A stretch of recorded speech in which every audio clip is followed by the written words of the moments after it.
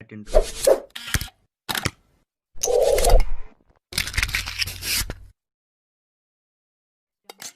में आपका स्वागत है।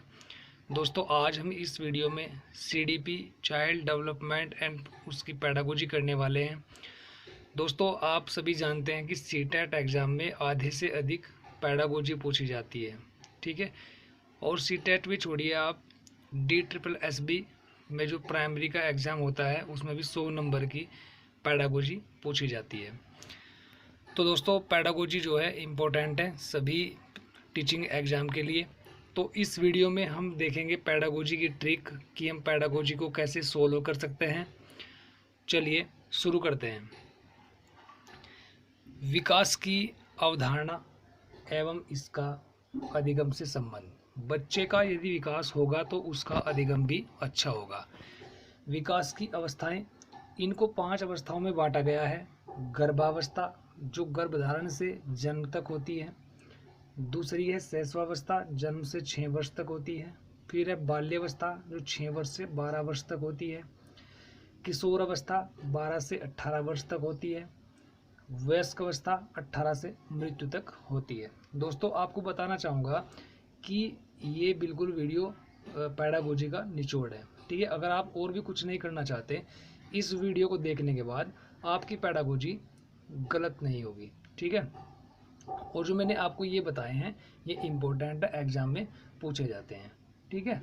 चलिए जी शुरू करते हैं। नेक्स्ट, एक होती है दोस्तों वृद्धि, एक होती है विकास।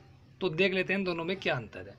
वृद्धि वह होती है जो बच्चे में शारीरिक रूप से बढ़ोतरी होती है। क्या होती है? वृद्धि होती है। वृद्धि को मापा जा सकता है, यह परिमाणात्मक होता है। यहाँ से भी क्वेश्चन बनता है, इम्पोर्टेंट, इसको भी आप ध्यान रखना।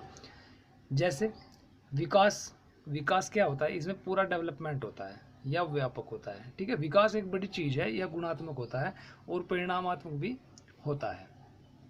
तो दोनों में यही डिफरेंस है।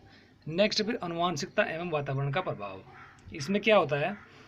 बच्चे में माता पिता के द्वारा जो विशेषताएं आती है उसे अनुवांशिकता कहते हैं। बच्चे में जो यह विशेषताएं आती है उन पर अध्ययन करना अनुवांशिकी कहलाती है, ठीक है।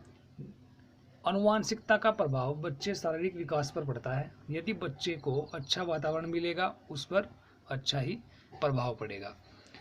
चलिए जी नेक्स्ट देखते हैं। सामाजिकरण की प्रक्रिया क्या होती है? सामाजिक मापदंडों के साथ अनुकूल करना या समायोजन करना। सामाजिक कार्य वे कार्य होते हैं जो समाज के द्वारा स्वीकृत हों, ठीक है। चलिए जी नेक्स्ट देखते हैं। दोस्तों, जब भी आपका एग्ज़ाम होगा तो आपको केवल ये ध्यान रखना है कि मैं आपको बता रहा हूँ 2 टैग, एक पॉजिटिव एक निगेटिव।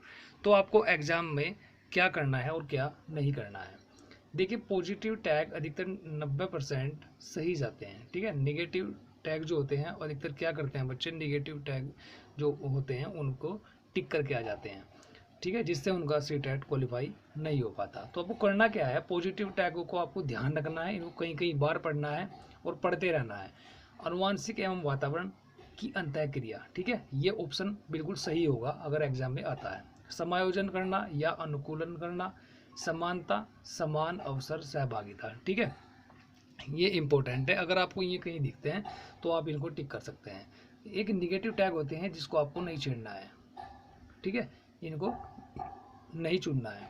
केवल अनुवांशिक या केवल वातावरण अगर मिलता है तो आप इसे नेगलेक्ट कर दें। सामाजिक मापदंडों को सीखना या पढ़ना। लैंगिक पूर्वाग्रह, रूढ़िबद्धता, भेदभाव, असमानता, इनको आपको चुनना नहीं है, ठीक है। अगर ये आपको मिलते हैं तो आप बेशक चुन सकते हैं। चलिए जी, ये तो थी टैग वर्ड की बात। अब थोड़ा कुछ आगे भी देख लेते हैं क्या है। सामाजिकरण के सिद्धांत, ठीक है। सामाजिक विकास का सिद्धांत वाइगोत्स्की का है, ठीक है।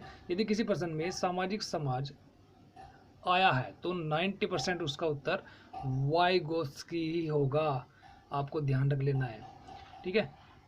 सामाजिक अधिगम का सिद्धांत अल्बर्ट बंडूरा का है। इन्होंने बताया कि बच्चा अनुकरण के द्वारा सीखता है, ठीक है। कुछ नोट पॉइंट है, इनको भी देख लेते हैं। दोस्तों, जो मैं ये आपको बता रहा हूँ ये सारा सारा इम्पोर्टेंट है। इसे आप अच्छी तरीके से कई कई बार वीडियो देख करके अपने अच्छे से नोट्स बना लें ताकि आपको रिवीजन करने में आसानी हो। अब पियाजे का जो सिद्धांत है, इसकी 4 अवस्थाएं हैं, आप सभी जानते भी होंगे कौन कौन सी है। संवेदी पेशीय अवस्था है, पूर्व संक्रियात्मक अवस्था है, ठोस संक्रियात्मक अवस्था है, अमूर्त चिंतन की अवस्था है। ठीक है जी, नेक्स्ट देख लेते हैं फिर संवेदी पेशीय अवस्था। ये होती है 0 से 2 वर्ष तक। इसमें सभी क्रियाएं संवेदनाओं पर आधारित होती हैं। ठीक है, छूना, देखना, बोलना, हाथ, नाक, कान, पैर की आदि क्रियाएं संवेदी पेशीय अवस्था में ही होती हैं। इसमें अनुकरण, स्मृति, अवधारणा चलती है, वस्तु स्थायित्व की भावना आ जाती है। ठीक है, ये होती है संवेदी पेशीय अवस्था। अब नेक्स्ट आती है पूर्व संज्ञात्मक अवस्था। ये जो होती है 2 से 7 वर्ष तक होती है। इस अवस्था में आत्म केंद्रिता आ जाती है। चलिए जी, नेक्स्ट देख लेते हैं फिर ठोस संक्रियात्मक अवस्था। ये होती है 7 से 12 वर्ष तक। इस अवस्था में बच्चे क्या करते हैं, इस अवस्था में बच्चे के सामने जो चीज़ें हैं उसे देखकर चिंतन कर सकता है। इसमें बच्चा अमूर्त चिंतन नहीं कर पाता, इसमें बच्चा तार्किक चिंतन करता है। एक होता है अमूर्त चिंतन, ये होता है इसमें बच्चा अमूर्त रूप से सोचना, चिंतन करना शुरू कर देता है। इसमें बच्चा अमूर्त तार्किक चिंतन करना शुरू कर देता है। ठीक है, आपको ये भी ध्यान रखना है। नेक्स्ट है फिर कोहलबर्ग का सिद्धांत। इसकी 3 अवस्थाएं हैं, ये भी इंपॉर्टेंट है, वेरी वेरी इंपॉर्टेंट है, ये भी एग्जाम में पूछा जाता है। पूर्व परंपरागत अवस्था 4 से 7 वर्ष तक। इसमें बच्चा जो भी नैतिक कार्य करता है वह या दंड के डर से करेगा या फिर आदर के लिए करेगा। इसमें वह सारे कार्य दूसरों के द्वारा करता है। ठीक है, नेक्स्ट आता है आपका परंपरागत अवस्था। ये होती है 7 से 12 वर्ष तक। इस अवस्था में बालक समाज में प्रचलित अवधारणाओं को मानने लगता है। ठीक है, परंपरागत अवस्था में।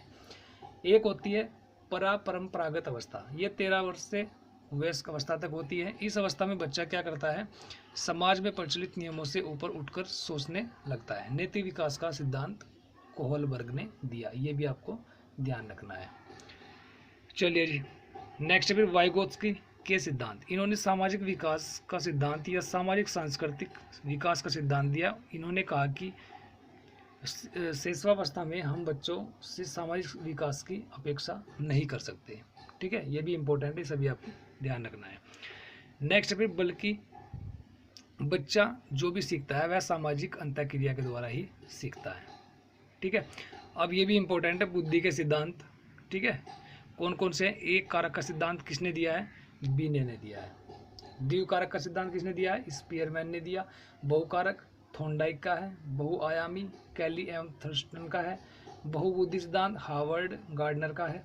ठीक है, ये भी इंपॉर्टेंट है, इनको भी आपको ध्यान रखना है, ये भी एग्जाम में पूछे गए हैं, पूछे भी जा सकते हैं। नेक्स्ट, सामाजिक निर्माण में लैंगिक मुद्दे। यह भेदभाव पर आधारित है। इसके अंतर्गत लड़के लड़कियों में भेदभाव किया जाता है। इसमें लड़कियों को लड़कों के समान अवसर नहीं मिलते हैं। ठीक है, नेक्स्ट फिर व्यक्तिक विभिन्नताएं। एक व्यक्ति दूसरे व्यक्ति से अलग, वह जिस गुण के कारण अलग है वह उसकी व्यक्तिक विभिन्नताएं हैं। ये है इम्पोर्टेंट, इसको भी आप ध्यान रखना। चलिए जी, नेक्स्ट भी देख लेते हैं।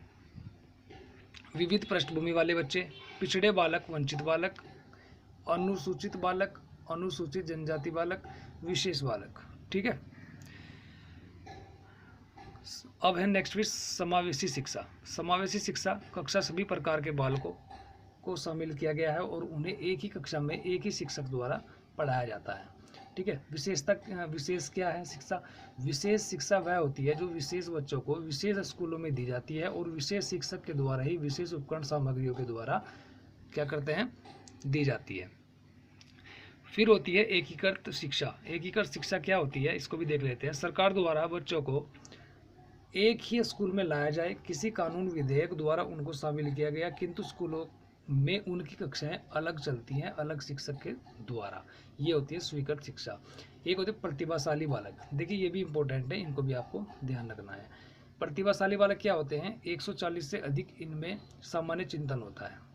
इनकी जो बुद्धि लब्धि होती है ये होती है 140 से अधिक, इनमें सामान्य चिंतन होता है, इनमें अभिसारी चिंतन भी होता है। ये आपको ध्यान रखना है। एक होता है सृजनात्मक बालक। इसमें क्या होता है, इसकी जो बुद्धि लब्धि होती है 120 से 140 होती है। इनमें सृजनात्मक चिंतन होता है, इनमें अभिसारी चिंतन भी होता है। एक होता है सामान्य बालक। सामान्य बालक की जो बुद्धि लब्धि होती है वो 90 से 110 तक होती है। ठीक है, उसके बाद है पठन के प्रकार। पठन के प्रकार भी देख लेते हैं, ये भी इम्पोर्टेंट है, एग्जाम में पूछे गए हैं। पठन के प्रकार क्या होते हैं?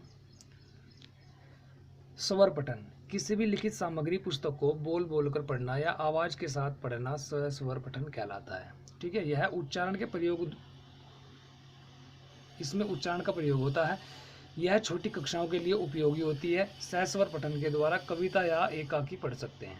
ठीक है, आपको ध्यान रखना है, इम्पोर्टेंट है।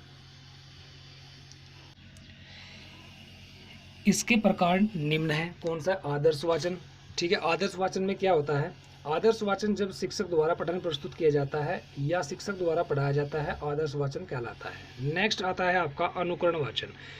जो शिक्षक बच्चों को पठन करा रहा है और बच्चों ने शिक्षक को सुनकर पठन किया है, वही अनुकरण वाचन है। क्या है? अनुकरण वाचन है।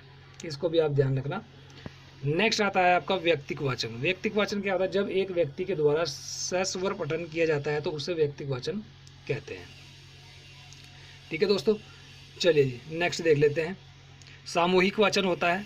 2 या 2 से अधिक बच्चे सस्वर पठन करते हैं तो वह सामूहिक वाचन कहलाता है। ये भी इंपॉर्टेंट है, इसको भी आपको ध्यान रखना है। एक होता है मौन पठन, किसी भी लिखित सामग्री को बिना बोलकर पढ़ना या मन ही मन में पढ़ना मौन पठन कहलाता है। यह बड़े बच्चों के लिए ज़्यादा लाभदायक होता है। ये होता है मौन पठन। चलिए जी नेक्स्ट, इसके प्रकार निम्न कौन कौन से? गंभीर वाचन, किसी नए ज्ञान को प्राप्त करने के लिए या किसी गहराई तक जाने के लिए पठन करते हैं तो वह क्या होता है? गंभीर वाचन कहलाता है। एक होता है द्रुत वाचन, किसी सीखी हुई पाठ्य सामग्री को दोबारा पढ़ना या दोहराना द्रुत वाचन कहलाता है। ठीक है, इंपॉर्टेंट है, ये भी ध्यान रखना। नेक्स्ट में मौन पठन के द्वारा निबंध, आत्मकथा, जीवनी या यात्रा वृत्तांत आदि को पढ़ सकते हैं। तो दोस्तों ये था आपका मौन पठन और आपकी हमने जो है CDP की पेडागोजी कंप्लीट की। मिलते हैं नेक्स्ट वीडियो में, तब तक के लिए धन्यवाद।